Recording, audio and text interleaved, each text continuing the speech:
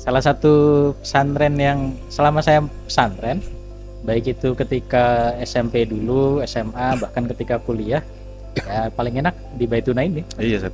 Jadi sekali lagi teman-teman, bagi yang tertarik silahkan daftar di Baituna. Berarti kan kuliah di Al Azhar, Mesir, berarti otomatis tulisannya tulisan Arab, bahasanya bahasa Arab. Gitu. Iya. Catatannya bahasa Arab juga. Katanya bahasa Arab, Sat. Nggak ada catatan bahasa Indonesia gitu. Ya ada tipis-tipis Sat. Nulis tangan ya, jadi Iya. ngafalinnya lewat tulisan, Iya. lewat tangannya ngafalin, matanya ngafalin, Iya. otaknya sambil mencerna. Iya. Menarik sekali. Nah itu apa namanya? Saya percaya kalau memang bukan karena Al-Qur'an, bahasa Arab itu udah melebur aja sama bahasa yang Iya. lain. Bahkan bisa jadi sampai nggak tersisa ininya apa namanya julung-julungannya Jejak-jejaknya gitu, Sat. Iya.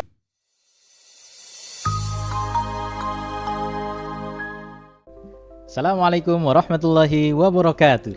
Waalaikumsalam warahmatullahi wabarakatuh. Selamat siang, selamat sore, selamat malam, selamat pagi teman-teman semuanya, dimanapun teman-teman berada dan kapanpun teman-teman menonton podcast kita pada kesempatan pada kali ini. Semoga teman-teman dimanapun berada dan kapanpun teman-teman menonton podcast ini, teman-teman selalu diberikan kesehatan, dimudahkan rezekinya, dilancarkan segala urusannya, yang sakit semoga segera sembuh, yang sedang ada kesusahan semoga segera diberikan jalan keluarnya. Nah teman-teman, kelihatan beda ya latar kita pada kesempatan kali ini, sore hari ini, karena memang di Ciputat teman-teman, mungkin teman-teman di sana juga merasakan hal yang sama. Beberapa hari ini kita hujan mulu, Banjir mana-mana. Banjir di mana-mana. Alhamdulillahnya di Baituna aman-aman aja. Alhamdulillah. Nah semoga teman-teman yang sedang terkena banjir semoga segera mendapatkan jalan keluarnya lah. Banjirnya segera surut, bagi yang rumahnya terendam bisa segera dapat bantuan, bisa ya pokoknya segera berakhir lah bencana alam ini. Oke. Kalau nggak salah udah 3 hari ini ya Mal? Hampir seminggu, Sat. Ya kalau hujannya udah lama, udah semingguan Iya. lebih. 3 hari ini cerah kayak gini. Makanya kita emang sengaja ngambil latar agak beda, alias ya outdoor seperti ini. Tujuannya biar kelihatan ini loh Baituna, di sisi lain Baituna tuh nggak cuma dalam ruangan doang gitu. Alam banget ya. Alam banget dong. Jadi teman-teman yang pengen ngerasain Baituna itu seperti apa, mondok di Baituna. Iya. Ustaz Jamal gimana kabar Ustaz? Alhamdulillah sehat-sehat. Antum sehat ya? Alhamdulillah. Ini masih ada bintitan. Gak tau udah 10 hari lebih, 2 minggu lebih. Nggak sembuh-sembuh. Kebanyakan baca kitab kali, Sat. Masya Allah sekali kalau gitu ya. Iya. Ya, gimana pengalamannya selama berarti sudah 2 minggu ya ngajar di Baituna, Ustaz Jamal? Alhamdulillah 2 minggu ya, Sat. Ada 2 minggu. Oke, adaptasinya aman ya lah ya? Aman lah, Sat. Cuman gimana ya, kayak masih terbawa nostalgia, Sat. Nostalgia gimana Jadi nih? kayak- Nostalgia di Mesir apa selama di jadi sini, santri? di sini selama jadi santri. Selama Jadi jadi santri. kalau misalnya ngeliat santri, kegiatan santri gitu, Hmm. dulu saya begini sama teman-teman gitu kan. Sekarang saya yang ngawasin ya. Iya. Berarti adaptasinya nggak terlalu banyak lah ya. Paling apa namanya melupakan nostalgia itu. Mau Iya. dilupakan mau diapain nih? Iya. Disimpan dikit. Apalagi makanannya kan tetap enak. Emang the best, Sat, makanan Baituna tuh. Oh, iya. Ya, salah satu pesantren yang selama saya pesantren, baik itu ketika SMP dulu, SMA, bahkan ketika kuliah, ya paling enak di Baituna ini. Iya, Sat. Jadi sekali lagi teman-teman, bagi yang tertarik silahkan daftar di Baituna. Saya sebelum masuk Baituna itu apa ya? Pokoknya semenjak masuk Baituna bisa, kalau nggak salah berat badan saya naik 8 kilo atau 10 kilo waktu itu pas masih jadi santri itu. Itu santri ya. Itu Iya. santri ya. Ini nggak tahu nih makanya. Apakah akan naik lagi atau akan terjaga berat badannya? Ya, apapun itu naik atau turun syukurilah. Iya. Ataupun masih sama aja syukuri. Semuanya nikmat rezeki dari Allah. Masya Allah. Alhamdulillah. Iya. Kita mau ngobrolin apa sih sebenarnya? Ya, Ngobrolin apa aja lah ya. iya, Sat. Ngalor ngidul aja, ngalor ngidul. Nanti insya Allah kalau memang ada ilmunya ya bisa teman-teman ambil. Kalau memang ada yang pengen teman-teman diskusikan juga boleh. Silahkan nanti tulis saja di kolom komentar maupun dikirim ke DM Instagram Deki Baituna. Ustaz Jamal, ngomong-ngomong nih, antum kan lulusan Mesir. Mesir itu ketika kuliah ada presentasi nggak? Atau sama aja kayak pas kita SMA gitu? Lebih kayak sama kayak SMA gitu Seth. Kalau presentasi tergantung dosennya. Kadang Oke. ya, dosennya nugasin buat misalnya ada yang suruh presentasi kayak apa namanya, paling yang memang benar-benar presentasi itu bukan presentasi ya jatuhnya Seth. Apa ya, ada matkulnya namanya khitobah. Oh. Nah itu jadi biasanya ada ditunjuk sama dosennya, jadi kita suruh ceramah lah, suruh orasi. Semua orang tuh dapat tuh. Tergantung dokternya, tergantung dosennya nanti biasanya Untung-untungan nunjuk. ya. Iya, Kalau untung-untungan. nasibnya lagi buruk berarti ditunjuk gitu. Iya. Kalau nggak semuanya berarti yang lain ngapain, dengerin gitu aja atau Iya, tetap lebih ke ya tetap paling dikasih diskusinya teori? paling ya kasih teori, ntar apa namanya, ketika ada sesi pertanyaan biasanya banyak tuh yang bertanya, kemudian Oke. misalnya ada yang kurang nggak dosennya ngomong gitu, ntar kadang ada aja apa namanya mahasiswa yang kayak menambahkan gitu, agak menambahkan gitu, ini misalnya seperti ini ada nggak sih gitu kan, ntar dijelasin lagi sama dosennya. Nah itu kan berarti tadi sistemnya kayak SMA alias jarang yang ada presentasi gitu. Iya. Soalnya SMA di Indonesia aja sekarang udah banyak yang sistemnya presentasi gitu. Iya. Cuma kalau di pesantren kan erat kaitannya dengan, kalau bahasa pesantren klasiknya kan bandongan gitu. Iya. Jadi gurunya menjelaskan kemudian kita menyimak gitu. Nah berarti di Al Azhar pun kebanyakan seperti itu, dosennya menjelaskan kemudian mahasiswanya menyimak. Kalau diskusinya gimana? Setelah dosen menjelaskan atau ketika dosen menjelaskan? Tergantung dosennya lagi. Kadang misalnya kalau apa lagi di tengah-tengah di apa pelajaran gitu, misalnya ada yang pengen tanyakan, ada yang pengen didiskusikan, nanti kayak gitu. Di sana nulis manual semua berarti? Nulis Nggak ada presentasi. Biasanya kalau di Indonesia presentasi itu kan berarti erat kaitannya dengan bikin makalah, bikin PowerPoint gitu. Iya, kita nulis sendiri bikin catatan sendiri. Catatan sendiri lagi kan. Ya biasanya atau enggak pas lagi apa namanya zaman-zaman ujian gitu. Nah, biasanya kita bikin talkhis sendiri, bikin ringkasan sendiri, iya. Nah, itu entah pakai tulis tangan, pakai diketik. Nah, kalau saya biasanya lebih prefer pakai tulis tangan. Jadi kan kalau tulis tangan itu kan jadi sekalian nulis sekalian ngapal gitu saat, jadi kan nulis ngapal sama memahami kan langsung sekali 3 kan. Karena nulis tangan ya, jadi ngapalinnya lewat tulisan, lewat tangannya ngapalin, matanya ngapalin, otaknya sambil mencerna. Menarik sekali. Nah, ngomong-ngomong soal tulisan Ustaz Jamal, berarti kan kuliah di Al Azhar, Mesir, berarti otomatis tulisannya tulisan Arab, bahasanya bahasa Arab gitu. Iya. Catatannya bahasa Arab juga? Catatannya bahasa Arab. Nggak ada catatan bahasa Indonesia gitu? Ya ada tipis-tipis. Nanti kalau misalnya kan apa ya, misalnya ta'rif sesuatu gitu, ta'rifnya kepanjangan, definisi sesuatu kepanjangan. Nah biasanya kadang saya tambahin bahasa Indonesianya biar lebih mantap lah saat gitu kan. Apa namanya, kalau kayak gitu misal nih ada pelajaran yang nggak antum pahami ketika kuliah kan pakai bahasa Arab,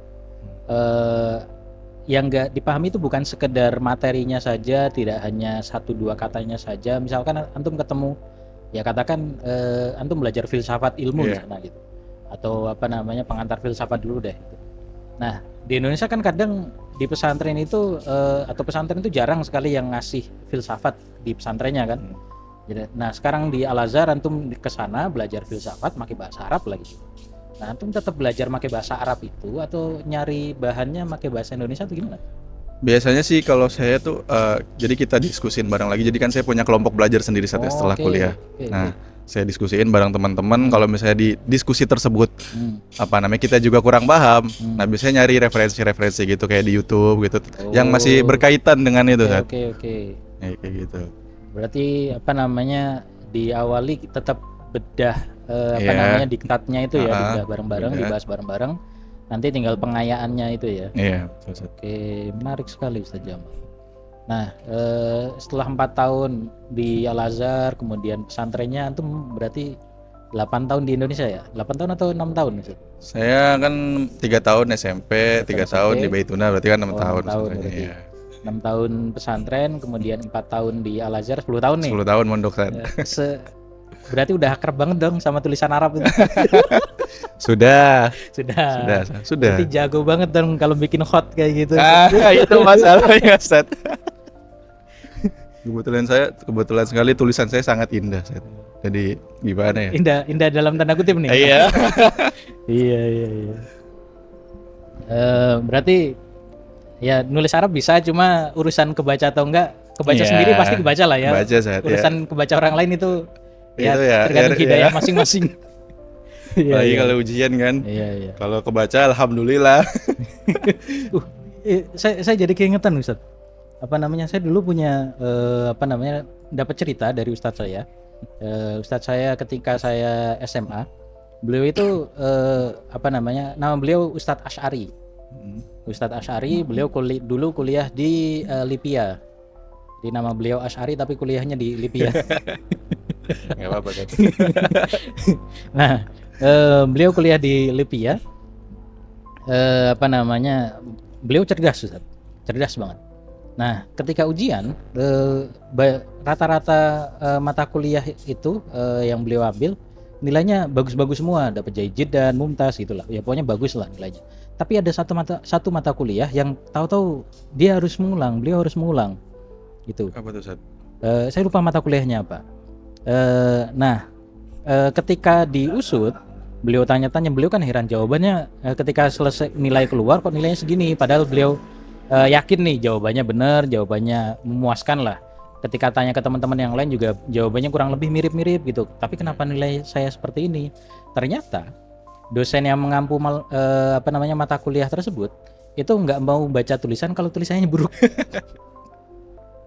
Akhirnya ya mau nggak mau Ustadz saya kan ikut remedial gitu. Ikut remedial, kemudian di remedial itu tulisannya beliau bagus-bagusin gitulah, bikin serapi mungkin gitu. Akhirnya dapat jaijidan itulah atau mumtaz itu yang nilai 90-an lah mungkin teman-teman, biar lebih gampang 90-an gitu ya. Nah, setelah dapat 90-an lihat nilainya, beliau bilang ke diri sendiri, nah nilai saya sebelumnya tuh harusnya segini, cuma dosennya aja yang nggak mau baca gitu. Jadi teman-teman hati-hati sama tulisan sendiri, barangkali iya buat kita kebaca, buat orang lain belum tuh nggak kebaca gitu. Saya juga kayaknya ada pengalaman juga saat selama di sana. Saya kan di Azhar. Kan kita ujian memang tulis kan. Seperti yang saya kata tadi, tulisan saya kan memang agak bagus ya. Agak bagus.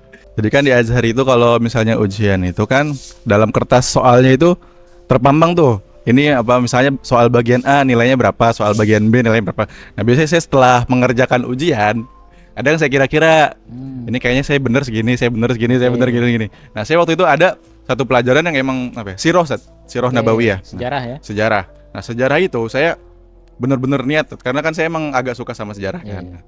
Jadi suka banget nih. Ya lumayan suka. Saya suka, cuman kalau masalah ngafal-ngafal tanggal gitu. Nggak suka itu. Nah, itu memang waktu itu agak niat kan. Hampir setengah diktat kayak saya terjemahin pakai bahasa sendiri saat. Nah itu pokoknya itulah, saya udah benar-benar pede di di pelajaran sirah gitu. Pokoknya pas jawab juga, wah ini kayaknya bagus nih nilai saya dalam hati gitu. Nah, ternyata pas nilainya keluar loh, kok nggak bagus katanya. Maksudnya nggak seperti apa yang saya harapkan gitu kan. Nah gitu, mungkin salahnya di situ kan, karena ujian di Azhar itu juga istilahnya nggak boleh terlalu kayak agak berbangga diri, nggak boleh gitu. Karena gitu. Karena emang bukan gara-gara faktor tulisan nih. Nah itu juga mungkin itu juga iya. Mungkin itu juga ya, cuman memang kadang nggak boleh berbangga diri gitu karena emang ajaib saat ujian di Azhar itu. Kadang misalnya kita ngira nilai bakal dapat bagus tapi gitu, sedangkan kalau misalnya kita ngiranya pas-pasan loh ternyata dapatnya bagus gitu kan. Kadang gitu ya. Menarik. Bahkan tentang keajaiban tentang Al Azhar itu pun saya juga punya cerita yang teman-teman saya ketika dulu lulus dari Aliyah Ini berarti kejadiannya sebelum apa namanya masuk ke Al-Azhar bahkan. Iya, Ustaz. Jadi teman-teman saya yang setelah lulus dari Madrasah Aliyah dari pesantren, kemudian beberapa mendaftar di Al-Azhar. Nah, yang mendaftar di Al-Azhar ini ada beberapa orang yang memang secara akademik kemampuannya bagus, sering ikut lomba tingkat nasional dan dapat juara satu juga. Jadi juara satu tingkat nasional waktu itu juara satu di UI, storytelling bahasa Arab tingkat nasional, yang satu di Malang kalau nggak salah. Saya lupa di Universitas di UIN Malang atau di mana itu, storytelling juga bahasa Arab. Berarti kan bahasa Arabnya udah bagus lah gitu. Udah ya di atas rata-rata dibandingkan yang lain. Kemudian ada juga yang mendaftar ke Al-Azhar, teman saya yang lain, secara akademik sebenarnya biasa. Bukan orang yang apa namanya pernah ikut lomba, tidak difavoritkan juga kalau misalkan ada lomba dia disuruh lomba, enggak juga. Kemudian secara akademik juga standar aja gitu. Nah, ketika mendaftar ke Al-Azhar, pengumuman keluar gitu, ternyata yang secara akademik biasa-biasa aja ini justru itu yang lulus. Nah, yang apa namanya secara akademik ini bagus banget dan dia apa namanya tadi berkali-kali juara nasional itu malah nggak lulus. Jadi dari situ wah ajaib itu. Iya. Jadi yang akhirnya ya pokoknya ceritanya panjang lah. Long short story, akhirnya teman saya ini masuk ke STAI Imam Syafi'i Cianjur. Gitu. Ya ajaib lah. Al-Azhar ajaib. Iya, memang seperti itu, Ustaz. Memang banyak kejadian-kejadian kayak gitu, Ustaz. Terus Ustaz, apa namanya di Al-Azhar kan pakai bahasa Arab. Di sana pernah sehari-hari itu memang pakai bahasa Arab atau ada bahasa lokal atau gimana sih Ustaz? Kalau apa namanya, kalau dalam kuliah itu biasa kita lebih ke bahasa baku, Ustaz. Cuman bahasa baku yang nyerempet-nyerempet sama bahasa lokal lah. Bahasanya jelasannya. Kalau bahasa Indonesia itu kayak bahasa penyiar gitu ya, bahasa di televisi gitu. Nanti ketika udah apa namanya agak santai gitu bahasanya akan balik lagi kayak kita ngobrol kayak gini. Cuman kalau untuk apa namanya sehari-hari sama orang Mesir sana kayak bahasa lokal. Karena persentase sama orang Mesirnya itu berapa persen? Tergantung set, karena kadang tergantung dia apa ya, seberapa cepat ngomongnya. Karena kadang ada yang kalau diajak ngobrol itu ngomongnya bener-bener kayak orang rap gitu Sat. Jadi kadang kita tuh buat ngolah di kepalanya itu mikir dulu ini ngomong apa ya. Nah biasanya kalau misalnya seperti itu saya ngambil nangkep di beberapa kalimatnya aja, kayaknya dia bakal ngomongin bahas gini, iya bahas ini. Biasanya gitu Sat. Jadi nggak bener-bener semuanya paham, cuman ngerti dia ngomong apa. Bahasa Arab ya. Ya emang kayak gitu sih ya. Ketika saya dulu pengalaman di Tunis juga, bahkan tidak semua dosen pakai bahasa apa namanya fushah yang full. Ada yang bahkan full pakai amiyah, ada juga yang seperti itu. Nah, saya pikir ya emang namanya bahasa apa namanya tabiatnya emang kayak gitu sih, bahasa Indonesia juga kayak gitu kan. Justru yang mempelajari bahasa Indonesia baku kebanyakan bukan orang Indonesia yang jago gitu katakanlah. Memang ada profesor yang di bidang bahasa Indonesia apa namanya, tapi yang make bahasa baku sehari-hari justru bukan orang Indonesianya. Saya kira keadaannya sama lah di bahasa Arab juga. Justru orang-orang non Arab yang make bahasa Arab yang baku itu. Orang Arabnya ya bahasa lokal aja. Dan kalau misalnya ngajakin ngobrol sama orang lokal gitu pakai bahasa baku, ente ngapa? Ente baca Quran. Jadi gitu. Nah itu apa namanya? Saya percaya kalau memang bukan karena Al-Quran, bahasa Arab itu udah melebur aja sama bahasa yang lain.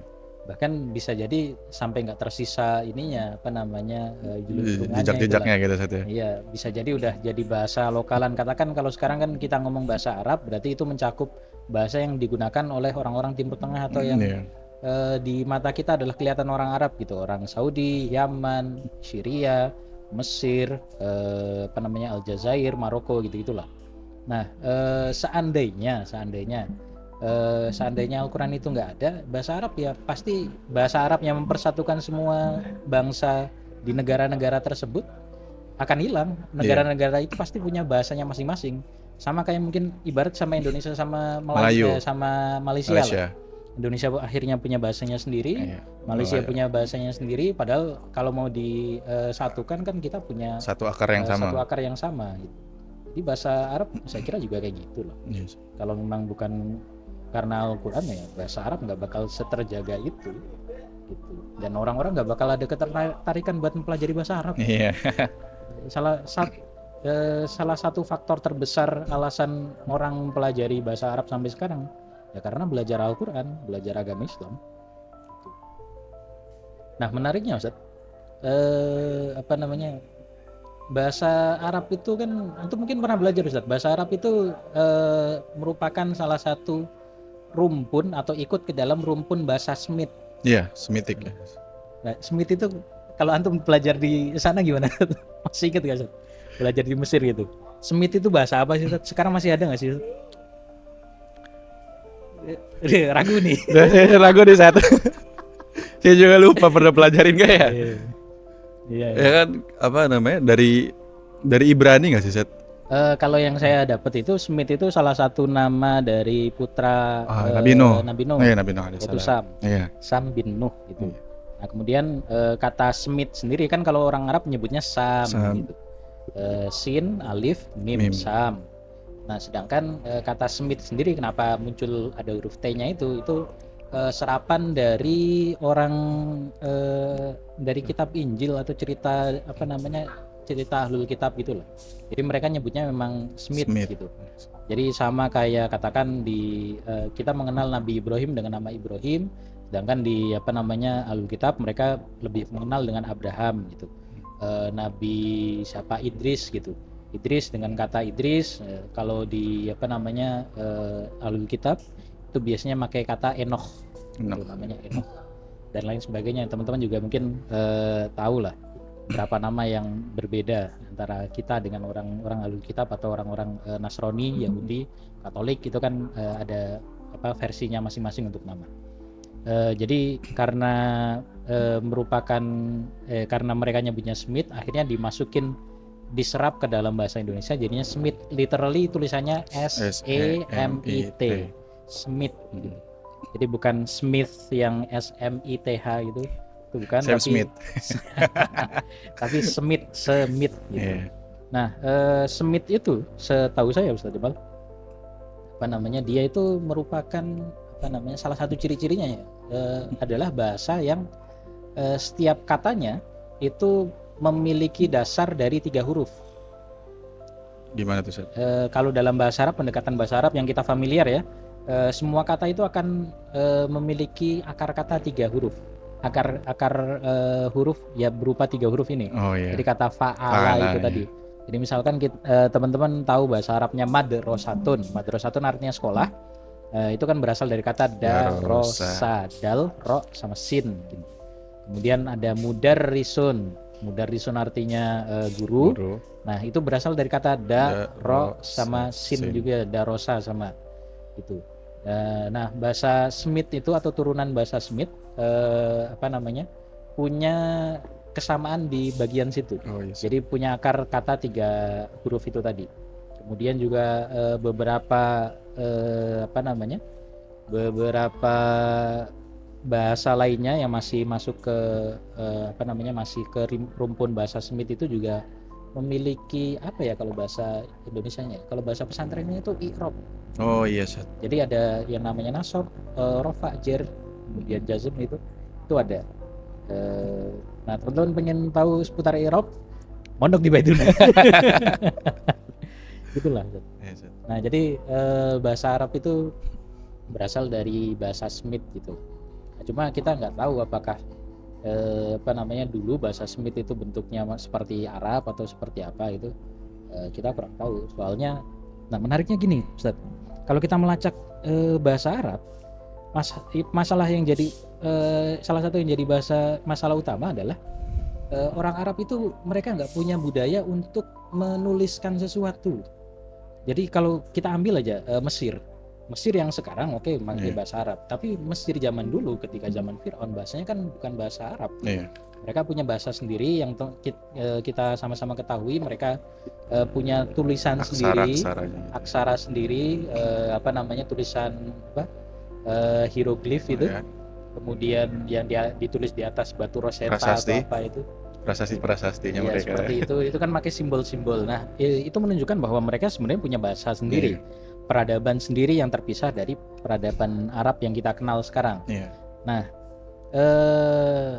peradaban Mesir mereka punya kebiasaan untuk menulis, sehingga kejadian besar, peristiwa besar pasti akan mereka tuliskan dalam prasasti tersebut lah, kita sebut kayak gitu. Iya. Apa namanya, entah itu pembangunan suatu bangunan, meninggalnya seorang raja, peristiwa bencana, kemakmuran dan lain sebagainya, seperti itu mereka akan tulis sejarahnya di prasasti seperti itu. Sedangkan orang Arab yang kita tahu, orang Arab zaman dulu terutama kebanyakan memiliki apa namanya, pola hidup nomaden. Oh iya sih. Mereka berpindah-pindah. Bahkan pola hidup ini juga diabadikan dalam Al-Qur'an kan. Ila fi Quraisyin ila fihim rihlatash shita'i was-shaif. Nah, orang-orang Arab memiliki kebiasaan kalau syita, musim dingin, mereka akan ke utara ya. Iya. Ke utara, di mana ketika musim dingin di utara itu Hangat. udaranya hangat dan ada apa namanya, rerumputan tersedia untuk gembala mereka. Ketika mulai musim dinginnya sudah lewat, mereka akan kembali lagi ke selatan seperti itu. Nah, karena mereka punya kebiasaan Ramadan ini, maka tulisan bagi mereka itu tidak terlalu dibutuhkan gitu. Karena mereka nggak menganggap peristiwa-peristiwa besar apa namanya, perlu untuk dituliskan seperti itu.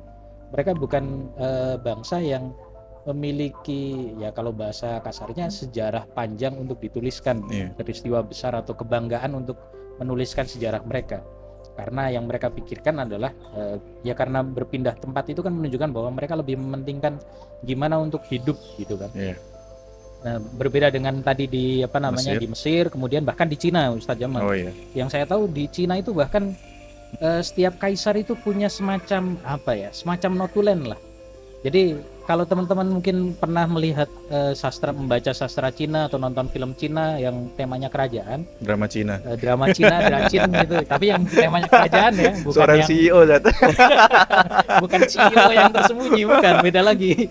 Bukan drama Cina yang itu, drama Cina yang tentang kerajaan Cina. Nah, itu biasanya kaisar akan memiliki seorang penulis gitu. Jadi kaisar apa namanya, memiliki perintah apa gitu. Nah, itu perintahnya akan ditulis. Kaisar memerintah apa namanya? Titah, memberikan titah gitu. Yang mengadakan sesuatu apa akan ditulis dalam cerita itu. Makanya mungkin teman-teman pernah dengar gitu di, entah itu di sastra Cina atau di apa, pada tanggal sekian, bulan sekian, tahun sekian Cina gitu, Raja A memerintahkan untuk apa, atau Raja A terkena penyakit apa. Jadi seperti itu teman-teman. Tidak hanya peristiwa besar, bahkan harian pun itu ada tulisannya. Gitu. Jadi tradisi menulis di apa namanya, di Cina itu kental sekali, bahkan dari dulu gitu. Sedangkan balik lagi di orang Arab, mereka tidak punya tradisi untuk menulis. Makanya bisa dikatakan orang Arab itu sangat apa namanya, apa ya, bisa dikatakan banyak yang buta huruf lah. Oke. Bahkan kalau mau ekstrim, mereka anti sama literasi, Oke, iya. anti huruf gitu. Meskipun nanti ada beberapa orang yang tetap bisa baca tulis gitu ya. Nah, terus bagaimana cara mereka apa namanya, menyampaikan, menyebarkan budaya mereka, apa namanya, pemikiran mereka ya. Satu hal yang sangat membedakan orang Arab, bangsa Arab dengan apa namanya, bangsa-bangsa lainnya, orang Arab ini punya kekuatan menghafal yang sangat luar biasa. Jadi peristiwa apapun akan mereka abadikan dalam hafalan mereka, yang hafalan itu akan mereka sampaikan lewat syair, lewat entah itu lewat syair atau nathar, pokoknya sastra, tapi sastranya itu yang apa ya, kalau bahasa Arabnya kan murtajil, itu irtijal, apa spontan, spontas. Ada uhuinya. Iya. Jadi ada apa namanya, sastra yang langsung secara lisan itu. Yes. Dan mungkin teman-teman yang sudah belajar sejarah tentang Arab juga, di Ka'bah ketika zaman dulu sebelum Islam itu ada namanya apa, Sab'ul Mu'allaqat gitu. Ada 7 syair, 7 bait yang 7 bait syair yang sangat terkenal sekali pada masa itu, yang untuk menghormati syair tersebut karena luar biasa secara diksi, secara makna, apa namanya, akhirnya diberikan apa namanya, penghormatan berupa digantungkan di sisi Ka'bah. Jadi zaman itu bukan kiswahnya seperti sekarang, tapi apa namanya yaitu 7 syair yang luar biasa tadi gitu. Nah, dari situ kita kenapa nyampe ke sini sih, pembahasannya lupa saya. Kita lagi ngalor ngidul kan, Ustaz? Jadi bahasa Arab ya seperti itu, Ustaz. Jadi di zaman waktu itu memang apa namanya, orang Arab punya kekuatan bahasa yang luar biasa. Tapi kalau kita tarik ke zaman sekarang, di mana era globalisasi, jangankan sebelum era globalisasi, ketika masa Islam di masa Sayyidina Umar aja, ketika Islam sudah menyebar luas, tidak hanya orang Arab saja yang masuk Islam, tapi orang-orang non Arab pun, orang ajam kalau kita nyebutnya seperti itu, non Arab masuk Islam, kemudian berbaur dengan orang-orang Islam, banyak istilah baru yang masuk ke dalam apa namanya ya dalam masyarakat, dalam kehidupan sehari-hari, sampai akhirnya nanti kan seperti yang teman-teman tahu, di masa Sayyidina Utsman akhirnya rosem-rosem itu disatukan, kiroat-kiroat itu apa namanya dibikin satu lah, biar tidak muncul kiroat-kiroat yang aneh-aneh itu, karena memang sudah banyak lahjah, logat, dialek baru gitu, gara-gara masuk apa namanya orang Arab bercampur dengan non Arab seperti itu. Nah, pada masa itu aja udah tercampur gitu, jadi orang bahasa Arab saja sudah apa ya bahasa kasarnya terkontaminasi dengan bahasa yang lain. Itu 1000 tahun lebih yang lalu gitu kan. Apalagi masa sekarang di mana kita tanpa pergi ke Arab aja kita bisa lihat, oh Ka'bah seperti ini gambarnya gitu. Live lagi kan. Tapi tetap meskipun live kita nggak bisa sholat jamaah di situ. Iya. Jadi yang sekarang sudah gampang lagi bercengkrama, berdiskusi dengan orang-orang Arab, ya pasti bahasa kita pun pasti mau nggak mau mengalami percampuran lah. Ya kalau bahasa kitanya sekarang kayak istilahnya kayak anak Jaksel gitu kan, Indonesia dicampur dengan dicampur dengan bahasa Inggris seperti itu. Nah, orang Arab pun banyak juga yang ketika ngobrol dengan non Arab mereka lebih suka ngomong pakai bahasa Inggris seperti itu, atau mungkin bahasa Perancis. Rapsel berarti ya, Arab Selatan. Bukan Jaksel ya, Apsel, Arab Selatan. Iya. Makanya balik lagi, kalau memang bukan karena bahasa, kalau bukan karena Al-Quran, menurut saya ya pasti bahasa Arab sudah ya nggak tahu kemana gitu kan. Pasti tiap negara punya versi bahasanya masing-masing. Menarik, Ustaz. Yes. Gimana, Ustaz? Menurut antum, Ustaz? Ada yang menarik lagi nggak, Ustaz? Ya itu kan juga apa namanya perkembangan penulisan mereka juga, Ustaz, kan dari sebelumnya apa namanya bangsa Arab itu mereka kaum yang ummi.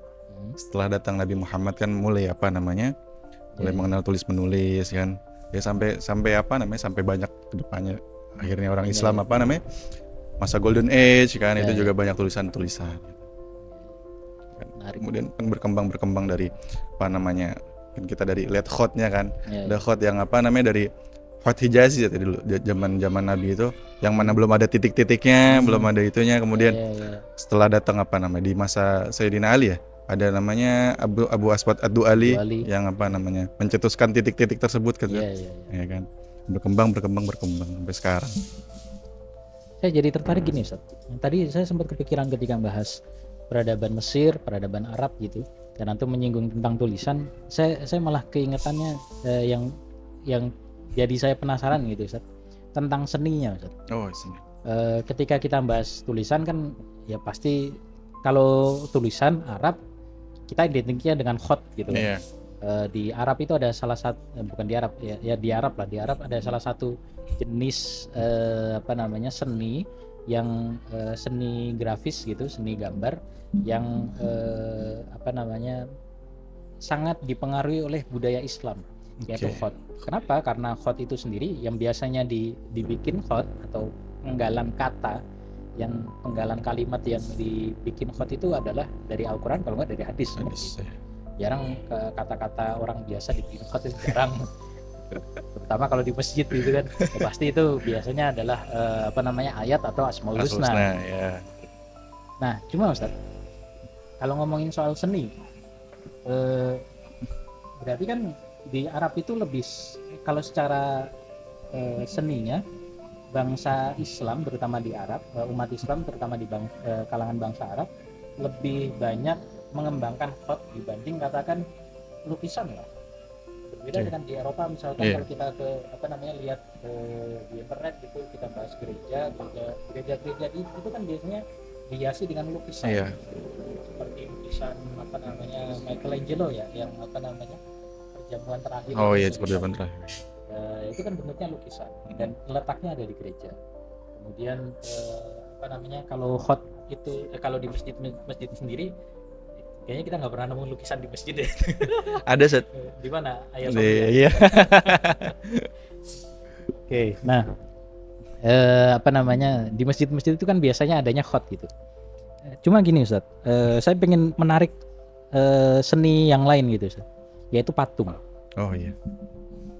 Patung, ya oke lah kalau di masjid nggak ada, kita nggak lagi ngomongin rumah ibadah, tapi saya lebih fokus ke patung yang ada di Afrika Utara atau kita sebut aja Afrika Utara lah. Afrika Utara itu kan paling tidak ada 2 peradaban yang pernah ada di situ, yaitu peradaban sebelum Islam ya, yaitu peradaban Romawi dan juga peradaban Mesir. Nah, 2 peradaban ini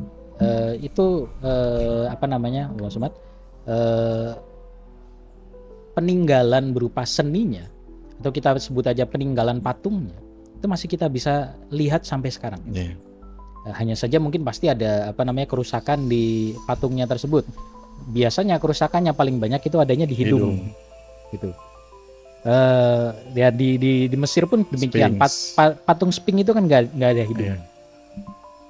Kalau seandainya patung itu dilarang, ketika Sayyidina Umar meluaskan pengaruhnya ke Afrika Utara, pasti Sphinx udah dihancurkan. Pasti patung-patung Romawi sudah dihancurkan. Tapi nyatanya yang dihilangkan hanya hidungnya saja, biar nggak kelihatan kayak makhluk hidup gitu. Berarti secara tidak langsung Islam sebenarnya menghargai seni atau menyampaikan, kalau bahasa kitanya sastra lah, sesuatu untuk menyampaikan dakwah, sesuatu untuk mengajar, sarana untuk mengajar tadi. Nah, mengajarnya lewat apa? Ya mungkin lewat patung untuk melihat atau mengungkapkan sesuatu yang tentunya tidak bertentangan dengan syariat seperti itu. Kalau menurut antum gimana Ustaz? Ya itu mungkin juga itu kan yang saya menarik set kan, kalau antum kan bahasnya patung ya. Salah satu kalau di Indonesia sendiri kan ada Wali Songo kan, mereka berdakwah dengan menggunakan wayang kan. Nah, wayang itu kan ya bisa dikatakan bukan kata-kata patung juga sih, kayak ya seni rupa lah, seni rupa yang mana bertujuan untuk sebagai metode dakwah kan terhadap masyarakat pada saat itu, karena masyarakat pada saat itu kan memang senang dengan wayang, jadi dijadikan sebagai media dakwah. Maaf. Berarti kan tidak menutup kemungkinan kita pakai seni untuk sebagai dakwah gitu kan. Misalkan musik gitu. Musik rock gitu tapi dakwah. Allahu Akbar tapi rock. Itu bisa berarti ya. Cuma masalah seni kan selera, selera juga. Maksudnya katakan ya kita sama-sama bahwa seni itu dibolehkan, sama-sama boleh nih. Tapi kan ada yang suka jalurnya seperti ini, tapi ada yang nggak suka jalur seperti itu, lebih suka jalur yang lain gitu. Ada yang lebih suka pakai jalur musik, tapi ada yang ngerasa jalur musik itu kebanyakan joget doang gitu katakan. Lebih suka lewat jalur visual, lewat tadi entah itu pertunjukan, drama, film ataupun yang lain gitu. Atau mungkin lewat ya konten-konten YouTube seperti inilah. Menarik. Terus juga kan seni itu kan identik dengan keindahan ya mungkin ya. Ya kan mungkin kalau bisa ditarik ada hadis kan yang mungkin agak berkaitan mungkin kan ada hadis yang berbunyi innallaha jamil yuhibbul jamal kan. Allah itu indah, cinta dengan jamal. Berarti saya dicintai Allah. Amin. Iya. Ya kan? Ya mungkin bisa kita jadikan landasan dalil apa saja. Mungkin masih ada korelasi lah, bisa dikorelasikan dengan hadis tersebut tentang seni itu. Menarik. Nah, kalau balik lagi ke tulisan ke bagian khot atau seni rupa deh. Menurut antum ada nggak seni itu kita nggak bermaksud menyinggung siapa-siapa ya teman-teman, cuma kita pengen diskusi aja. Menurut antum seni itu perlu nggak sih dilestarikan atau harusnya diperbarui? Katakan seperti ini, seperti tadi wayang kulit deh.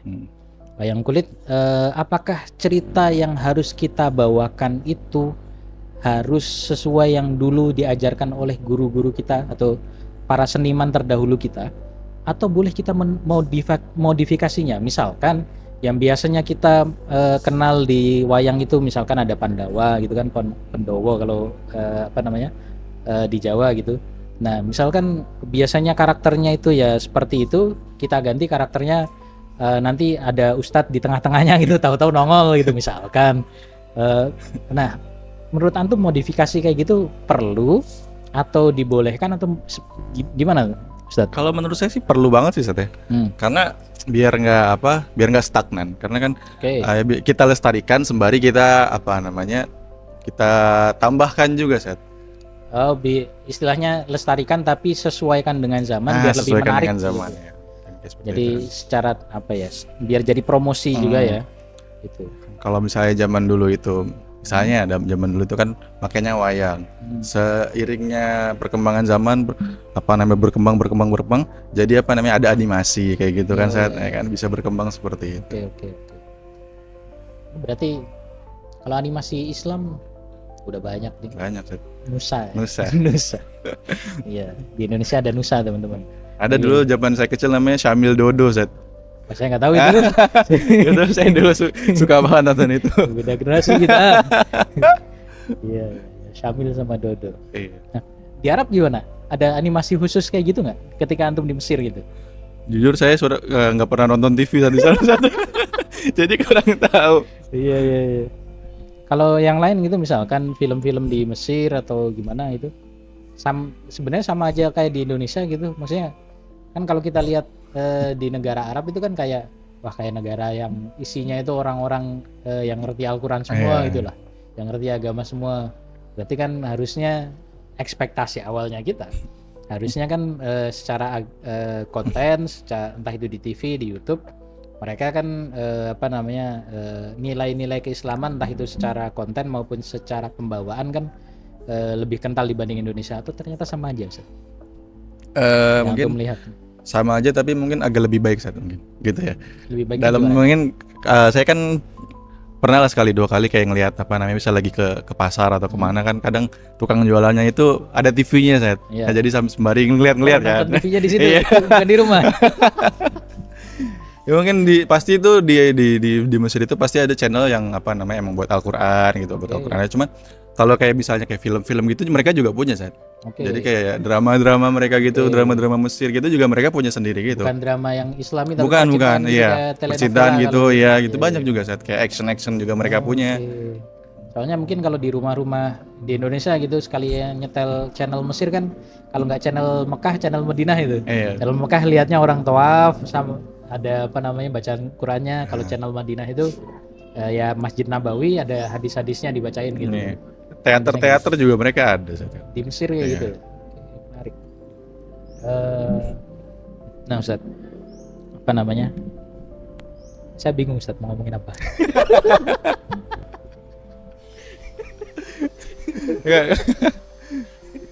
Kan judulnya ngalor ngidul, Sat. Ini kayaknya udah ngidul banget, Sat.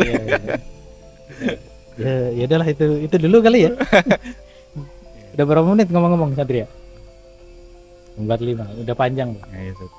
Mungkin itu dulu teman-teman, nanti kita serahkan ke editor gimana nge-cut-nya lah. Ya, jadi seperti itu teman-teman, obrolan. Mungkin ini agak gambaran dikit lah tentang kalau bagi teman-teman atau bagi keluarga-keluarga, bapak-bapak, ibu-ibu yang penasaran obrolan santri itu seperti apa sih ya. Kalau agak serius dikit ya kurang lebih kayak gini sebenarnya. Kalau kurang serius dikit ya nggak ada bedanya sama anak-anak pada biasanya, kan kita masih muda ya.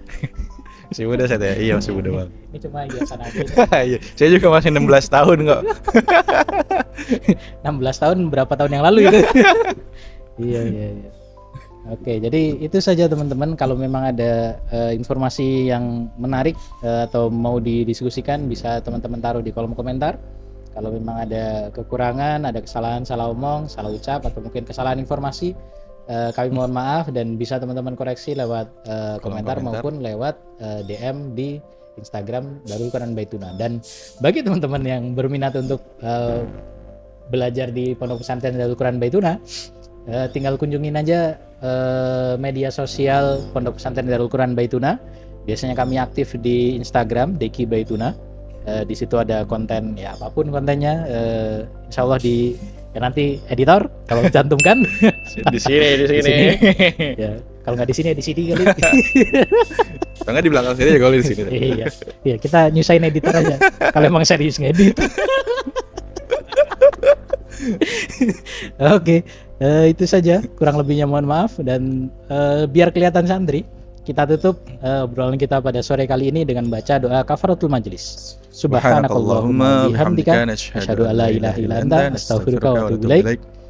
Thank you. Syukran. Wassalamualaikum warahmatullahi wabarakatuh. Waalaikumsalam warahmatullahi wabarakatuh.